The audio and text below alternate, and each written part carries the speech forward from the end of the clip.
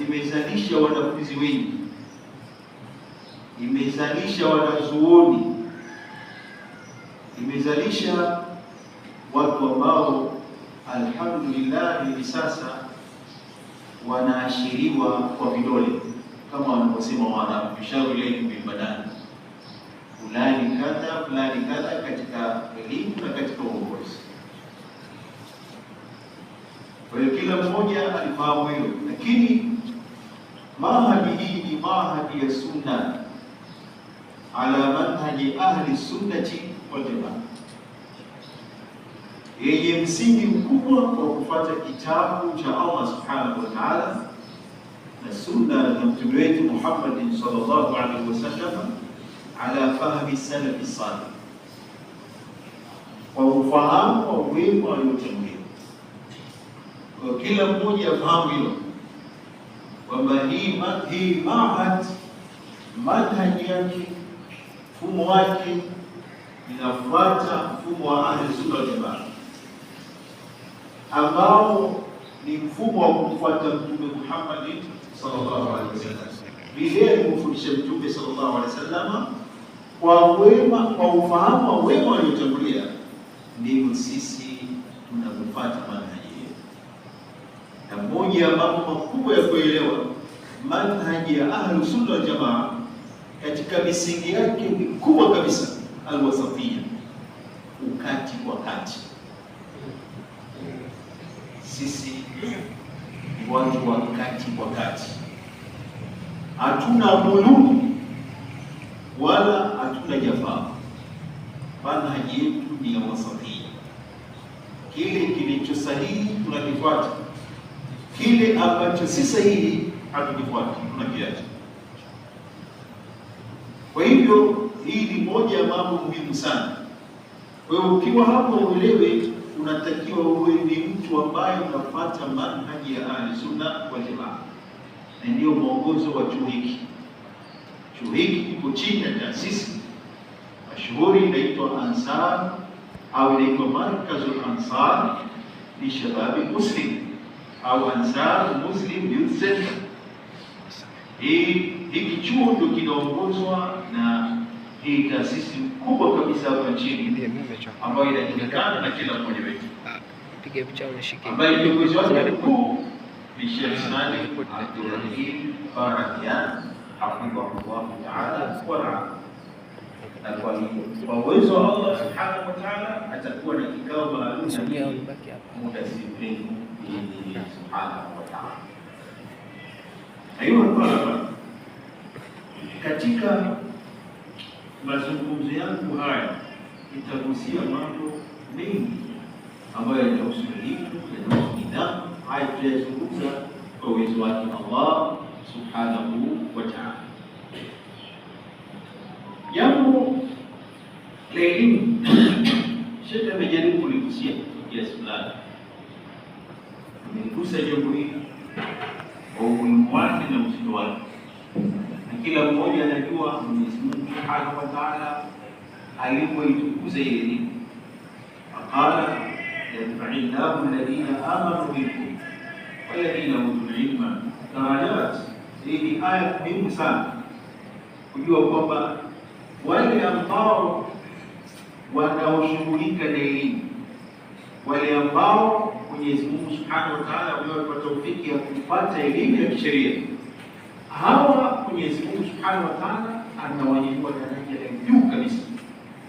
Na hizi daraja si hapa duniani tu, bali si akhera tu pekee, bali duniani na akhera. Mwenyezi Mungu subhanahu wa ta'ala anawanyanyua daraja la juu kabisa Allah subhanahu wa ta'ala. Katika hadithi ambayo imepokea Imam Muslim, Mtume sallallahu alaihi wasallam anasema, man salaka tariqan yaltamisu fihi ilman sahala Allahu lahu tariqan ila al-jannah, yule ambaye atakayepita kwenye njia lengo lake ni kutafuta elimu, yaani maana yake nini? Anasafiri alikotoka, anakwenda anakokwenda, uwe ni karibu au mbali, muda yeye anatembea kwa ajili ya kutafuta elimu, huyu ajue kwamba Mwenyezi Mungu subhanahu wa ta'ala atamfanyia wepesi njia ya kwenda peponi. Njia ya kwenda peponi ni ngumu, lakini itakuwa kwake nyepesi kwa uwezo wake Allah subhanahu wa ta'ala, kwa sababu tayari ana dira, tayari ana tochi inayomulika hiyo njia itakayomfikisha kuingia katika pepo. Kwa nini? Kwa sababu anajua halal, anajua haram, anajua makruh, anajua kila kitu kwa uwezo wake Allah subhanahu wa ta'ala. Kwa hivyo imekuwa ni mtu ambaye anapita njia hiyo ya kwenda peponi kwa urahisi bifadlihi subhanahu wa ta'ala. Lakini pia ayuha talaba, msisahau ni wakumbushe jambo lingine ambalo ni muhimu, ambalo amenisema Mtume Muhammad sallallahu alaihi wasallam, ya kwamba talibul ilmi ni mrithi wa mitume, mrithi wa mitume, yani alulama, wale wanazuoni. Wewe ukifikia daraja ya kwamba ni mwanazuoni, basi ni mrithi wa Mtume Muhammad sallallahu alaihi wasallam, au ni mrithi wa mitume. Aliposema Mtume sallallahu alaihi wasallam katika hadithi mashuhuri, wa innal ulamaa warathatul anbiya, na wanachorithi hapa hawa wanazuoni wanarithi elimu.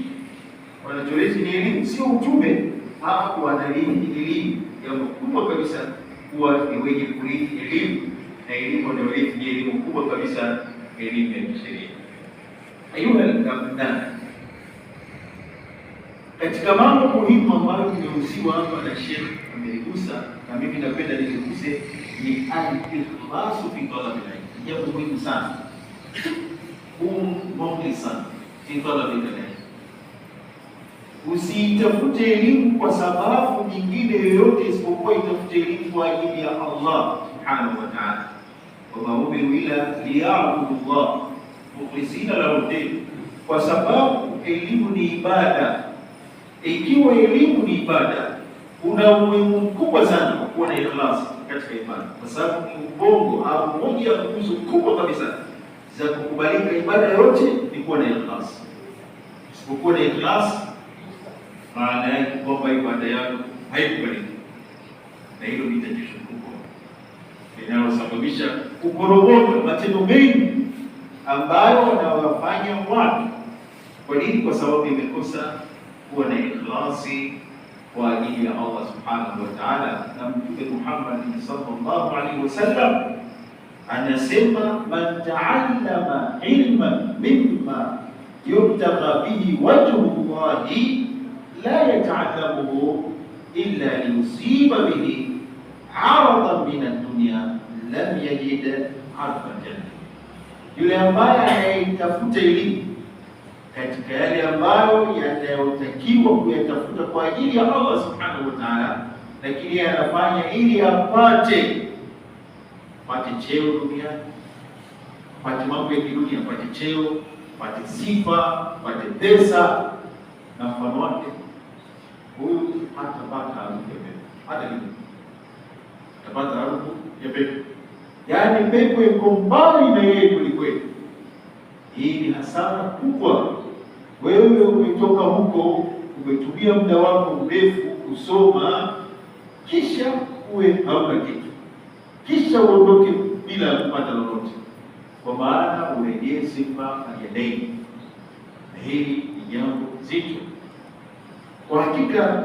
Ndugu zangu, ayuha, jambo la ikhlasi ni muhimu sana sana sana, na wengi walipokosa ikhlas katika mambo yao, basi jambo hili la ibada yao inapotea kule.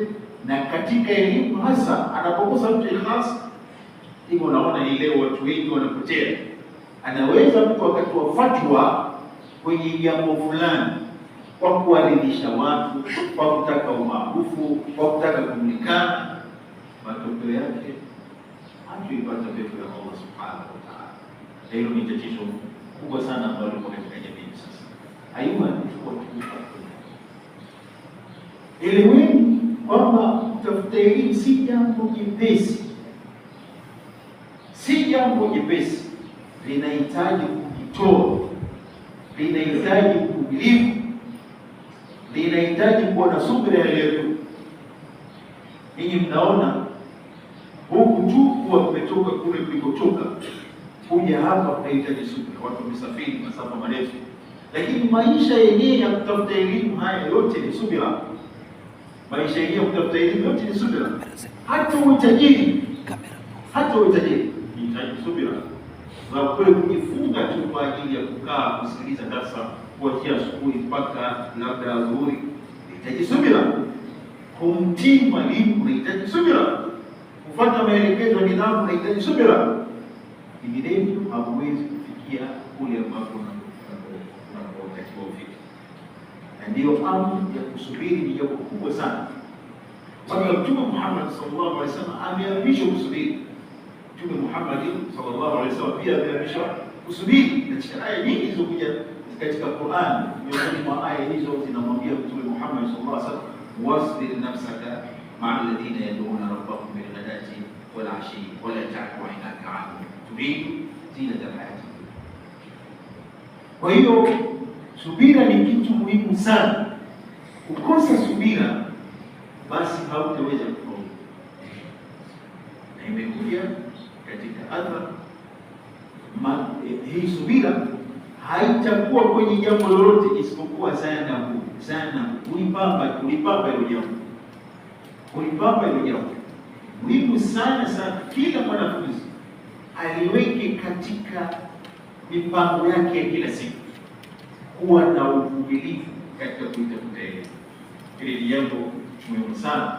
Kuna maneno mashuhuri ya Imam Shafi'i rahimahullahu ta'ala, anasema akhi la tunalu ilmu illa bisittatin saumbika an tafsiriha bibayani dhakaun wa hirsun wa ijtihadun wa bulghatun wa suhbatu ustadi wa tulu zamani.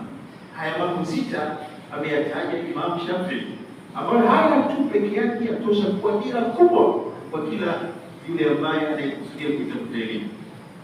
Vipi utaipata elimu? Anakwambia lazima uwe na mambo mangapi? Mambo sita. Jambo la kwanza, lazima uwe na uongo.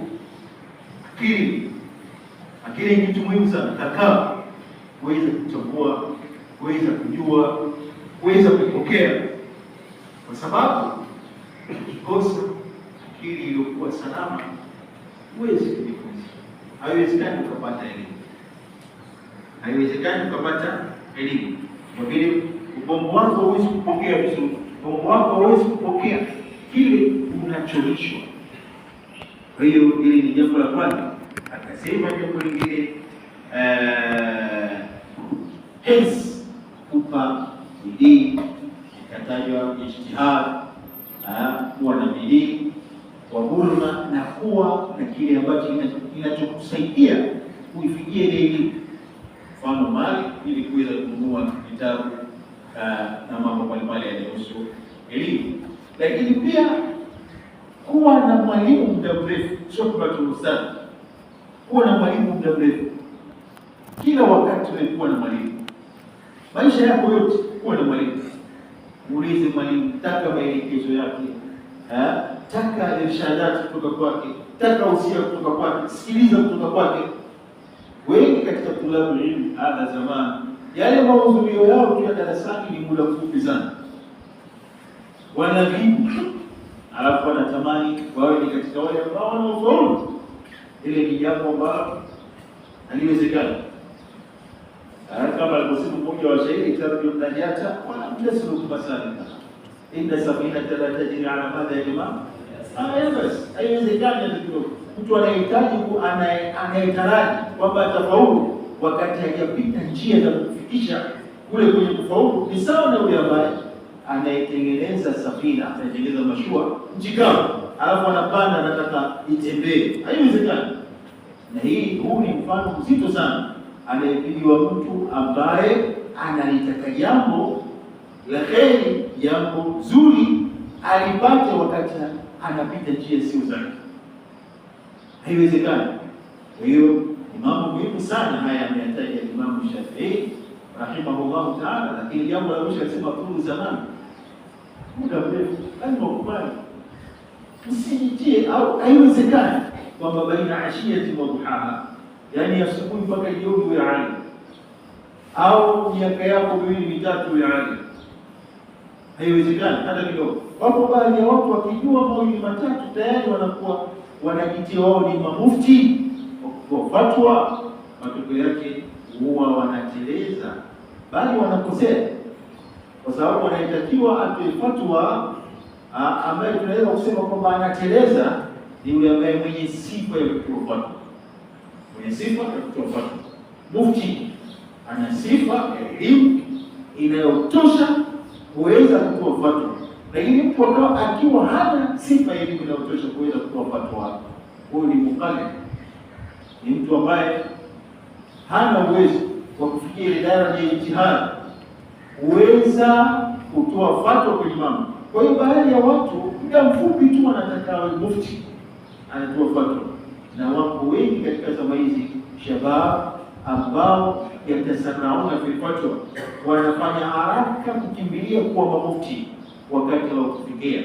Moja ya mambo muhimu fahamu kwamba lazima muda wako uwe mrefu wa kutafuta elimu.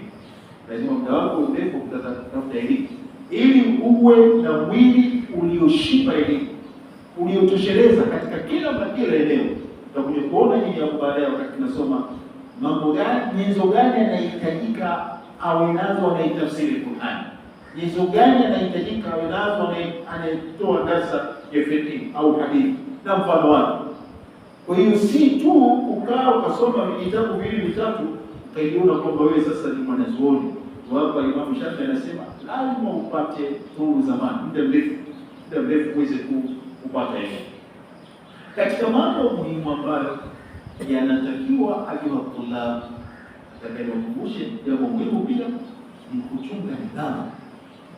Nidhamu ni kitu muhimu sana, na eneo lolote lile ambalo halina nidhamu kwanza nataka ni matatizo.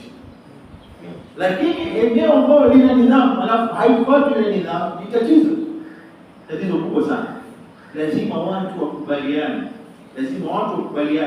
kwenye jambo lao kwamba tulitekeleze hivi, nidhamu yetu ni hii, tutaanza hivi, tutamaliza hivi, kuna hili na hili na hili. Hivyo katika elimu kuna nidhamu, na katika maadili zetu kuna nidhamu, na maana Imam Shafi'i ina nidhamu. Kila mmoja atazisikia hizo nidhamu kwa wakati wake, kwa maana kwamba mtapata maalumati, mtapata maelekezo kutoka kwa idara ya nidhamu.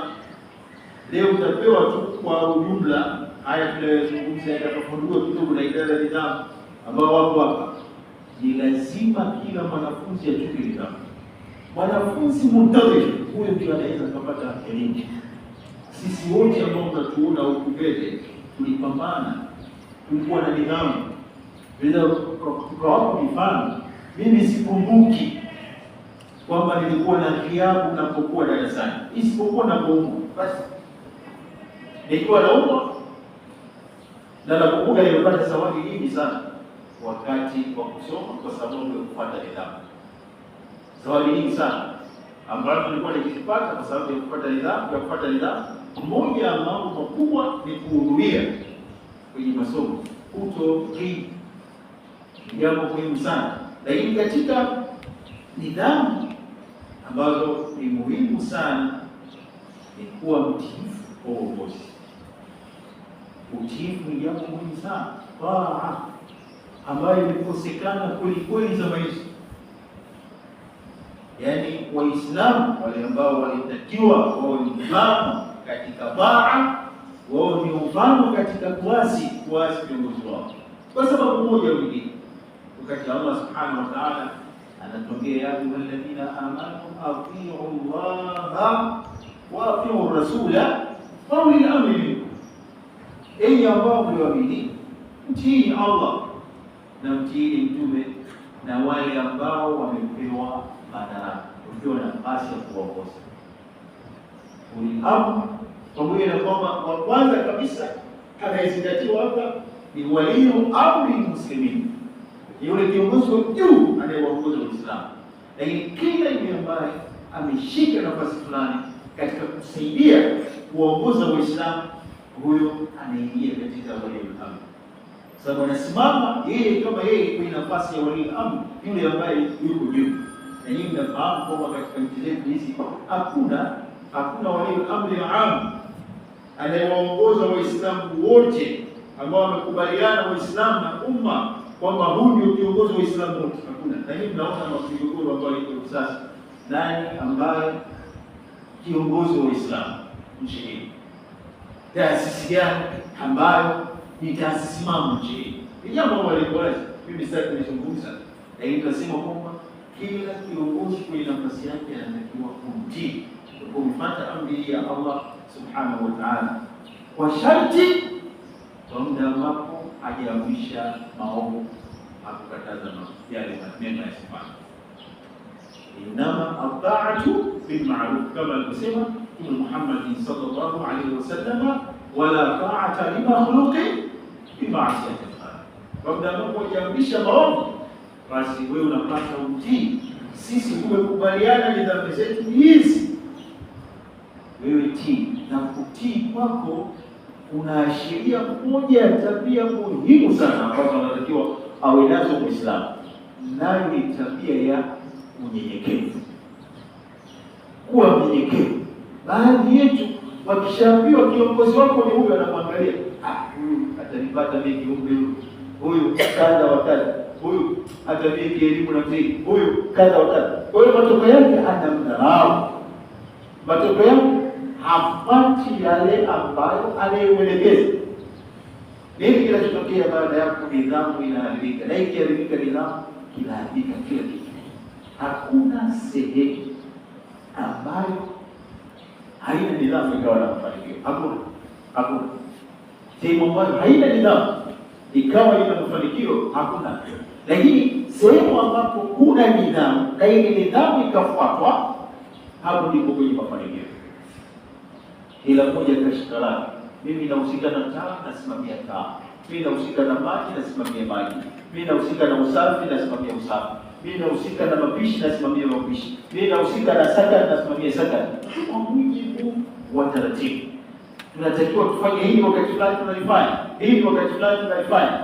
Hili ni jambo muhimu sana, swala la nidhamu. Katika nidhamu, ayuha tulab, lazima tuwe ni qudwa, lazima tuwe ni kiigizo chetu katika swala la nidhamu. Kwa hiyo ni wausie kwanza waheshimu walimu, na katika mambo ambayo pale mwalimu anatakiwa awe ameyaweka kipaumbele ni mwalimu. Ndio maana mtasoma hii katika masomo ambayo mnasoma, hasa katika somo la akhlaq, na hadhi ya mwalimu iko vipi? Unatakiwa umheshimu vipi? Wako watu wengi sana siku hizi wanakosa baraka katika elimu kwa sababu hawamtii mwalimu au mheshimu mwalimu. Na juzi hapa kuna maneno yalizungumzwa yameleta barbara, yameleta shida kidogo katika jamii. Mmoja wa viongozi wa Waislamu Ahlusunna wal Jamaa alisema vijana wa sunna siku hizi hawana heshima au hawana adabu. Baadhi ya watu haya maneno yaliyachukulia katika sura mwelekeo usiokuwa mzuri, lakini kiuhalisia kuna tafsiri baadhi ya matendo ya baadhi ya walimu, baadhi ya wanafunzi wa leo hii. Hili ni jambo ambalo liko wazi kabisa. Mara nyingi huwa tunaitumia mifano. Wewe unaweza ukamwona mwanafunzi anapiga simu, anaongea na anayeongea naye, alafu akapita mbele yake mwalimu. Inapasa afanye nini? Akate. Lakini wallahi wako baadhi ya wanafunzi na waona sana piga simu, anaongea hapo, anamsalimia mwalimu namna hiyo. Salamu alaykum. Kama unanisalimia namna hiyo, kupiga kofi hivi, simu yako inaanguka kule, au kupiga step. Hiyo sio adabu hata kidogo. Hiyo sio adabu. Au anapita na kuona mwalimu na basikeli yake, anapita kwa kasi. Salamu alaykum. Huyo hana nidhamu. Wako wengi mno. hata ile tabia ya salama tuijue ya kisunna alifundisha Mtume wetu Muhammad sallallahu alaihi wasallam. Alipofundisha Mtume tusalimie, na nani anayesalimia mdogo kumsalimia nani? Mkubwa. Huyu mwalimu ana ukubwa mara mbili, ana ukubwa wa umri kwako na ana ukubwa wa nini kwa pili. Mwalimu anastahili kwelikweli, lakini bado utamwona mwanafunzi anasubiri asalimiwe yeye. Tunazungumza sarahatan, yanawakilisha ni uhalisia wa baadhi ya wanafunzi ambao wanajinasibisha na sunna. Watu wengine wanajiita salaf hasa, yaani ule usalafu wa umiliki wao, na kwamba hakuna salaf isipokuwa ni wao. Niwaangalie walivyokuwa ashidda ala ikhwanihim min ahli sunna. Akikuona namna hiyo anakuja uso kwelikweli, kama vile anataka kufanya muamala ule ambao kwa kuwafanyia wale ambao si katika sisi, kwa kuruhu bila afyaki. Na tuseme kwamba hii ni muhimu sana kumheshimu mwalimu. Kama alivyosema mmoja wa shairi, quli muallimi wa wafihi tabjila, kana almuallimu an yakuna rasula, kana almuallimu an yakuna rasula, kwa sababu kile anachokizungumza mwalimu sio mjumbe kutoka kwa Mtume Muhammad sallallahu alaihi wasallam. Huyo ndio muheshimu. Mimi nafundisha kitabu cha akhlaq mwaka wa kwanza. Yule mmoja wa viongozi alimpeleka mwanawe akasome kwa mmoja wa wanazuoni wa zama hizo, alafu akamtembelea akamkuta ana tawadha, hali ya kuwa kama tulizungumza ile jambo, hali ya kuwa yule mwanawe hamsaidii chochote katika ule, akamlaumu. Sisi tukasema kwamba hapana, moja ya mambo ambayo yanazingatiwa kwamba ni karaha ni al-isti'ana fi al-wudu. Alaysa kadhalika? Al-isti'ana fi madha? Fi al-wudu. Mtu anatakiwa atawale mwenyewe, kama ilivyokuja katika hadithi ya Mtume Muhammad sallallahu alaihi wasallam, hadithi mashuhuri ile, hadithi ya Uthman ibn Affan. Alaysa kadhalika? Kwamba Mtume sallallahu alaihi wasallam daa wudu, aliitisha chombo cha kutawadhia wudu, kisha akafanyaje Mtume sallallahu alaihi wasallam? Akaosha mikono yake mara tatu, kisha yeye akawa anaendelea kutawadha mwenyewe, akaingiza mkono wake katika kile chombo, akaosha uso, ila ghairi dhalik. Tumeona hapo ni kwamba kuheshimu mwalimu ni kitu muhimu sana. Hapa jambo lingine la kutia muhimu ni mashirikiano, kama Luka zinasema, kushirikiana na wenzako, wanafunzi wenzako, shirikiana nao vizuri sana. Hili ni jambo muhimu sana katika nidhamu. Shirikiana na wanafunzi wenzako. Kila ile ambayo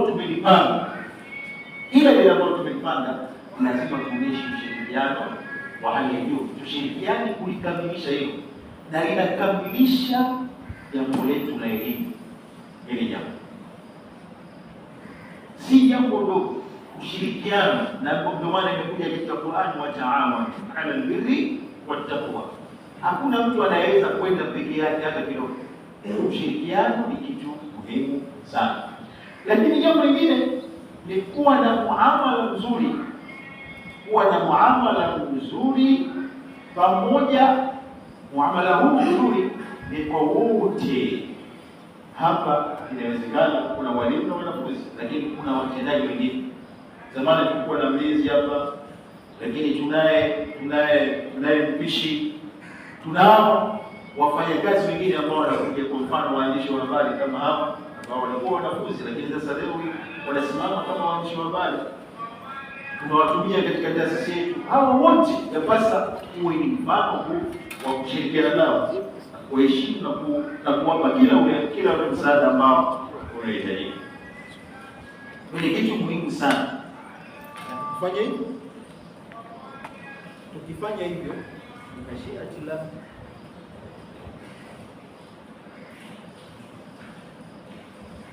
Tukifanya hivyo kwa maana ya kushirikiana, fanya hivyo kwa maana ya kushirikiana, ayuha tulab,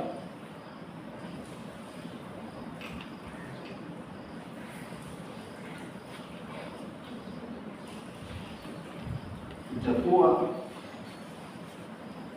shirikiana, tutakuwa ayuha tumetengeneza ngome mzito sana ambayo amesema Mtume wetu Muhammad sallallahu alaihi wasallam, mu'min bil mu'mini kal bunyani yashuddu ba'duhu ba'd.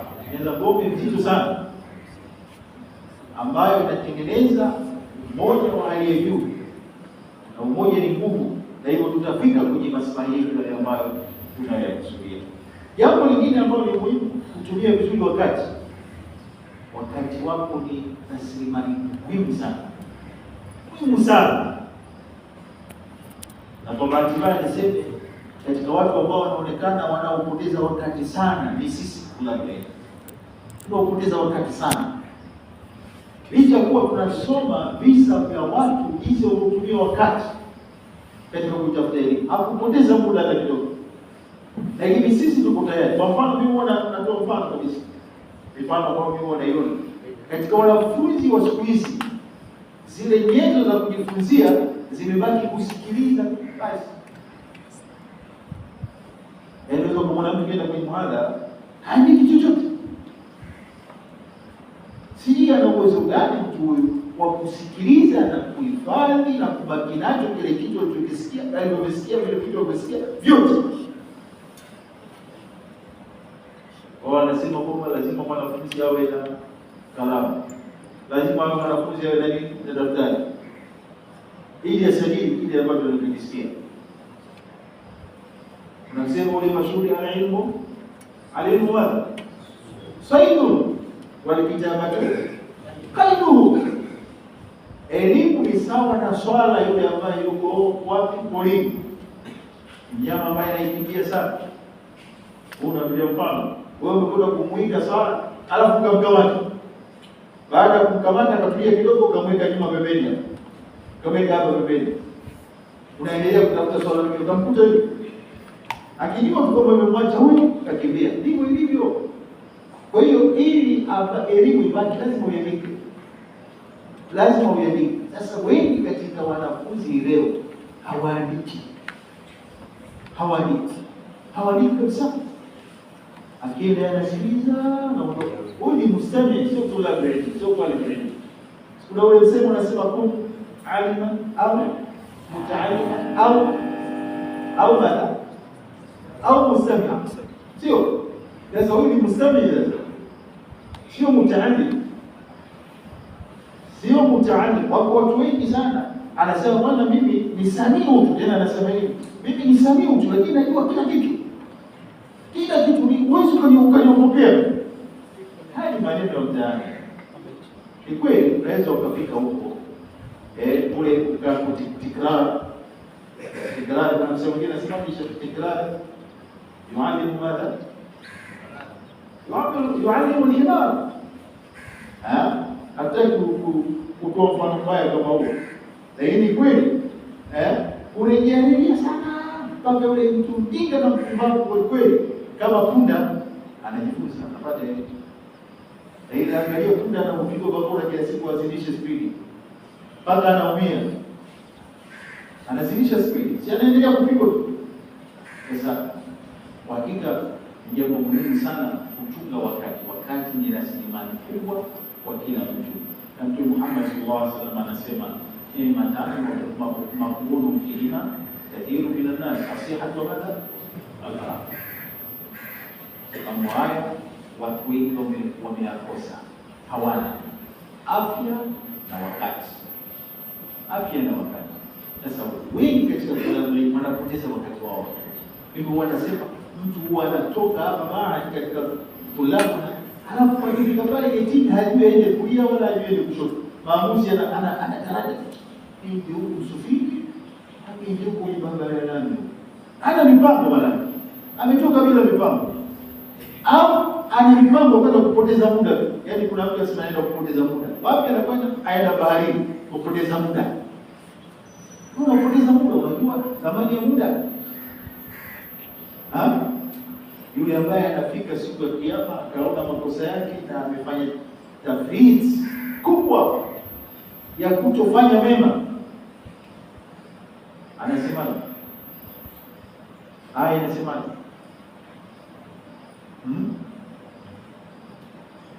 Inasemaje? Anatamani kurudi afanye jambo jema dogo.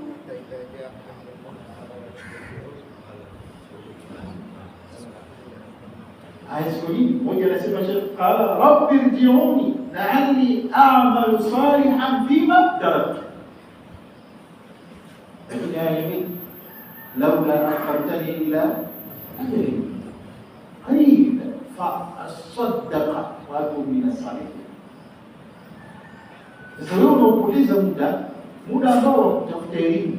Mimi huwa nawapa mfano wa vijana wawili ambao sasa ni watu wazima, kwa sababu umri wangu mmoja sasa hivi yuko Tanga, sasa hivi ndani hii tuliishi wote Dar es Salaam.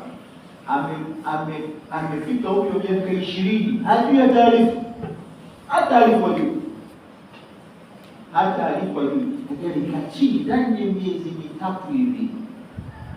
Sasa kwa sababu ya bidii zake akawa ni mtu ambaye anaweza sasa kusoma, na ndani ya mwaka mmoja akaenda kufanya mtihani wa kuingia Haramain mutawasit pale Dar es Salaam, akaingia akafaulu. Ni bidii tu. Na kuna mwingine ambaye yuko Mtwara, alikuwa anatokea Zanzibar, wakati tunasoma jamii ya Islamia kule Madina. Mimi nilikuwa kidogo najua Kiingereza kidogo, sio sana. Sasa ikiwa utakutana na wanafunzi South Africa, wa Zimbabwe, Nigeria, wale wanaongea Kiingereza, tunasalimiana na kuongea, yeye akawa kwa nini mimi sijui, akajifunza Kiingereza ndani ya muda mfupi mno, si miezi mitatu basi. Kwanza nilikuwa namuona chumbani kwake kabandika mufradati za Kiingereza ukutani. Kila siku unakujifunza kwa njia ya kati, anaandika zile mufradati ili na maana hivi na mfano wake muda mfupi sana, akawa anajua Kiingereza cha kujifunza, Kiingereza kile chenyewe kabisa, akawa anaongea nao kupita sisi. Kwa nini? Tumia wakati mzuri. Jambo lingine ndugu zangu katika imani, alhamdulillah, tuko katika mji mmoja mzuri sana, mji wa Tanga, mashallah, katika mji ambao najina pengine mdogo, kuna historia yake, mji wa elimu, mji wa wanazuoni. Sio ile waingia nasema tangu wajalewa ondokalewa. Tanga sisi tunajua, sio ukitaka kupenda basi mapenzi yako Tanga. Elimu iko Tanga. Umeona hapa mashallah, jambo liko vizuri na kuna mnafasa kubwa, ushindani mkubwa wa kusoma. Kuna ushindani mkubwa wa kusoma. Kwa hiyo kuna madarasa mengi na mazingira yanayofanya iwe mtu aina hiyo wa kusoma. Usihulike, tumia nafasi hiyo vizuri katika mji huu, itafute elimu kwa nguvu zake zote, wala usiwe ni mtu ambaye mwenye kuwa nyuma katika kutafuta elimu. Kwa kumalizia, maisha yako yawe ni kutafuta elimu, kuhifadhi Qur'an. Kuhifadhi Qur'an ni kitu muhimu sana ambacho ukitumia muda huu hapa unaweza kuhifadhi Qur'an, na wako wazee ambao wamehifadhi Qur'an kutoka hapa aliyekuwa wamehifadhi Qur'an. Pia kusoma vitabu mbalimbali, usitoshiki tu na kusoma vitabu hivi ambavyo unaviona vimekuwa mkabala darasani. Kuna vitabu mbalimbali vingine ambavyo tunatakiwa kusoma nje ya darasa, na hiyo ni jambo muhimu sana. Lakini sahibi al-akhira min an-nas salihin min an-nas, marafiki zako, hili ni jambo muhimu. Kuna watu nawaona na nimewaona muda mrefu huko nyuma, kwa uzoefu wangu hapa, nipo karibu miaka 22 sasa. Kwa uzoefu wangu, wanakuja na hamasa kubwa ya kusoma, lakini wanajikuta wanapotea. Kwa nini? Kwa sababu rafiki aliyemchagua sio rafiki mwema, sio mtu wa kusoma, sio mtu wa kusoma. Sisi wakati tunasoma kule pia kulikuwa na watu ukijitia wewe kusoma sana, anakwambia utamfikia Mungu, ila wewe huwezi kufikia wewe. Naona anakukatisha tamaa, maana ukisoma kidogo, vingine ukinunua vitabu ambavyo vitakuangukia hivyo, vitakuumiza. Na vipo juu ya nini? Juu ya shelves. Sema vitakuangukia, utaumia basi. Kuna mtu mmoja siku moja alitoa maneno kidogo yanasikitisha.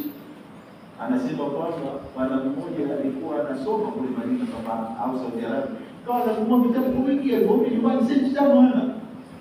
Kwa sababu alinunua vitabu Faraji, kutubu sita, shirini, imejaa kibao. Hela hana. Sasa anasema kiwaje akamwambia hiyo vitabu vitakunywa nyanya sasa. Haya maneno unajua maana yake? Maana yake ndio umetia mtu kununua vitabu, kujali maisha yako, matokeo yake habari. Wasatia ni jambo muhimu. Wasatia ni jambo muhimu. Tafuta maisha inatakiwa, tafuta elimu inatakiwa.